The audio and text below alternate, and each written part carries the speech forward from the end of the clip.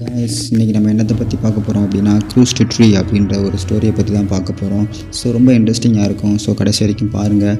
So இதுலேயும் part 2 part 3 அப்படின்ற மாதிரி நிறைய பார்ட்ஸ் இருக்குது. ஸோ பார்த்து நீங்கள் என்ஜாய் பண்ணுங்கள்.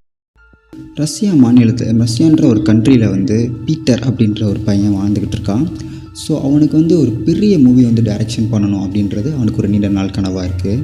ஸோ இதுக்கு முன்னாடி அவன் எடுத்த 4 படங்களுமே வந்து ஒரே ஜேனரில் இருந்ததுனால அந்த படம் வந்து ஒரு பிக்கஸ்ட் ஃப்ளாப் ஆயிடுச்சு. வந்து அந்த ஜேனரை விட்டு வெளியே வரணும்.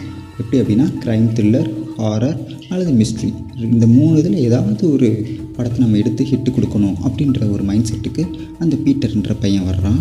ஸோ அதனால் அவங்க ரிலேட்டிவ்ஸ்ட்டையும் சரி, அவங்க ஃப்ரெண்ட்ஸ்கிட்டையும் சரி, அவங்க பேரண்ட்ஸ்டையும் சரி நிறைய விஷயங்கள் ஷேர் பண்ணி கேட்டுக்கிறான். ஆனால் எந்த ஒரு விஷயமே வந்து அவனுக்கு ஒரு பிடி கொடுக்க முடியாத ஒரு விஷயமாகவே இருக்குது. ஸோ நிறைய புக்ஸை வந்து ரெஃபர் பண்ணுறான். அதுவுமே வந்து அவனுக்கு வந்து ஏற்றுக்கப்பட முடியாத ஒரு விஷயமாக தான் இருக்குது. ஸோ அதனால் வந்து நிறைய நியூஸ் பேப்பர்ஸ் வாங்கி பார்க்குறான். ஏதாவது வந்து ஸ்டோரிஸ் இருக்கா அப்படின்னு சொல்லிட்டு ஒரு நிறைய நியூஸ் பேப்பர்ஸ் வாங்கி பார்க்குறான்.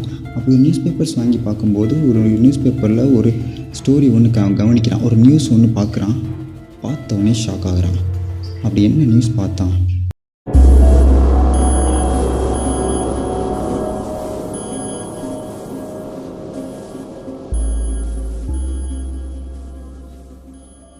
ஜார்க்கண்ட் மாநிலத்தில் ஒரு பெரிய மரம் இருக்கிறதாகவும் அந்த மரத்துக்கு கீழே நிறைய கொலைகள் நடக்கிறதாகவும் ஆக்சிடென்ட் நடக்கிறதாகவும் வந்து அந்த பேப்பரில் போட்டிருக்கு. அதுவும் மர்மமான முறையில் யார் கொல்றா என்னன்னு கூட தெரியாத லெவலுக்கு ஒரு கொலைகள் நடக்குது அப்படின்றது வந்து அந்த நியூஸ் பேப்பரில் இருக்குது.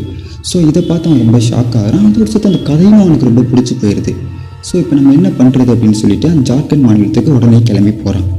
அந்த மாநிலத்துக்கு கிளம்பி போன உடனே அங்கே இருக்கிற மக்கள் எல்லாத்தையுமே விசாரிக்கும்போது அந்த மக்கள் என்ன சொல்கிறாங்க அப்படின்னா, ஒரு சைக்கோ கில்லர் தான் வந்து இந்த கொலையெல்லாம் பண்ணிக்கிட்டு இருக்கான். ஆனால் இது வரைக்கும் அவனை யாருமே பார்த்ததில்லை அப்படின்னு சொல்கிறான். ஸோ அதை வச்சு அவன் கதை மெயின்டைன் பண்ணி பார்க்குறான். ஆனால் அதுக்கான ஸ்கிரிப்ட்ஸும் வந்து அவனுக்கு செட் ஆகிற மாதிரி தெரியல.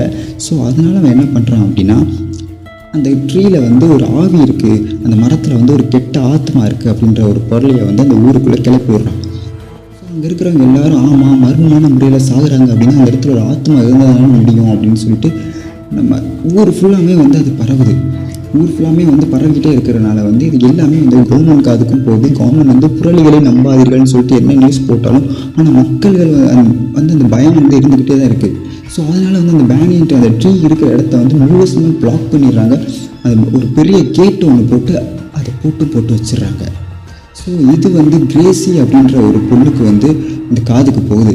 வந்து அவ்வளோவா வந்து பேய் நம்பிக்கைகள் கிடையாது. ஆனால் அவள் அங்கே வேலையை முடிச்சுட்டு வீட்டுக்கு திரும்பி வரும்போது அந்த மரத்து சைட்லேருந்து ஒன்று கேட்குமா, மாதிரி ஒரு சவுண்டு கேட்கும் அவளுக்கு அப்படின்றத வந்து அவள் நிறைய தடவை வந்து அவள் அம்மாட்ட சொல்லியிருக்கிறது அவள் அம்மாவுக்கு ஞாபகம் வருது.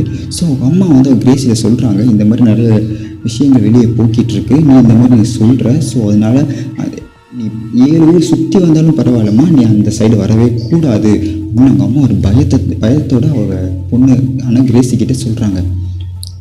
ஸோ அந்த பொண்ணு கிரேசியை வந்து பெருசாக எடுத்துக்காமல் அடுத்த நாள் நைட்டு அவள் மெடிக்கல் ஷாப்பில் ஒர்க் பண்ணுறதுனால கிளம்பி ஒரு 10-10:30 போல் கிளம்பி அந்த இடத்துல வர்றான். அந்த ரோட்டில் வந்து யாருமே இல்லை. ஸோ அவளுக்கு அந்த சவுண்டு கேட்குது.